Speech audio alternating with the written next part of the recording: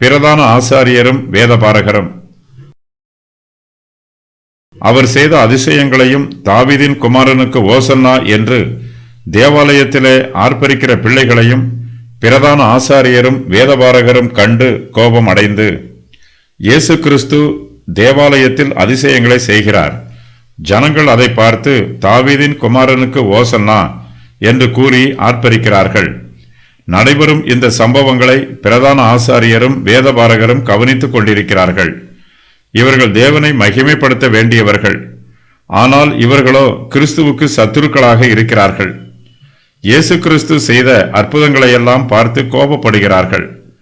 பிரதான ஆசாரியராலோ வேதபாரகராலோ ஒரு அற்புதத்தையும் செய்ய முடியவில்லை. இவர்கள் ஜனங்களுக்கு ஏதாவது நன்மை செய்தாலும் மனப்பூர்வமாகவோ அன்பாகவோ செய்ய மாட்டார்கள். இயேசு கிறிஸ்துவை எதிர்க்க வேண்டும் என்பதே இவர்களுடைய நோக்கம். குருடர்கள் பார்வையடையாவிட்டாலும் சப்பானிகள் நடக்காவிட்டாலும் இவர்கள் கவலைப்பட மாட்டார்கள். இயேசு கிறிஸ்துவின் நாமம் மகிமைப்படக்கூடாது என்பதிலேயே கருத்தாய் இருக்கிறார்கள். இவர்கள் பெருமை உள்ளவர்கள், தங்களுக்கு தாங்களே தீங்கு செய்து கொள்வார்கள். பிறருடைய மேன்மையை அங்கீகரிக்க மாட்டார்கள். பொறாமை குணம் உள்ளவர்கள். ஜனங்கள் இயேசு கிறிஸ்துவை போற்றி புகழும்போது இவர்கள் கோபப்படுகிறார்கள். தாவீதின் குமாரனுக்கு ஓசன்னா என்று ஜனங்கள் ஆர்ப்பரிக்கும் போது பிரதான ஆசாரியரும் வேதபாரகரும் இயேசு கிறிஸ்துவிடம் வந்து தங்களுடைய எதிர்ப்பை தெரிவிக்கிறார்கள். இயேசு கிறிஸ்துவுக்கு மகிமை இல்லை என்றும் இந்த ஜனங்கள் தேவையில்லாமல் அவரை கனப்படுத்துவதாகவும் பிரதான ஆசாரியரும் வேதபாரகரும் நினைக்கிறார்கள். ஜனங்கள் தங்களை மாத்திரமே போற்ற வேண்டும், புகழ வேண்டும் என்று எதிர்பார்க்கிறார்கள்.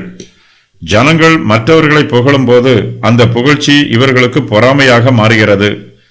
தாங்கள் மாத்திரமே துதிக்கும் கனத்திற்கும் பாத்திரவான்கள் என்று நினைக்கிறார்கள். இயேசு கிறிஸ்துவை நாம் எப்போது மகிமைப்படுத்தினாலும் அப்போதெல்லாம் சத்துரு வருத்தப்படுகிறான். இயேசு கிறிஸ்து செய்த அற்புதங்களை அவருடைய சத்துருக்கள் கண்டார்கள். யூதர்கள் மேசியாவை மறுதலிக்கப் போகிறார்கள். இது மிகப்பெரிய பாவம். இந்த பாவத்தை யூதர்கள் சீக்கிரமாகவே செய்ய போகிறார்கள். இயேசு கிறிஸ்து செய்த இந்த அற்புதம் தாமே மேசியா என்பதை இஸ்ரவேலருக்கு காண்பிப்பதற்காக அவர் எடுத்துக்கொண்ட கடைசி முயற்சி.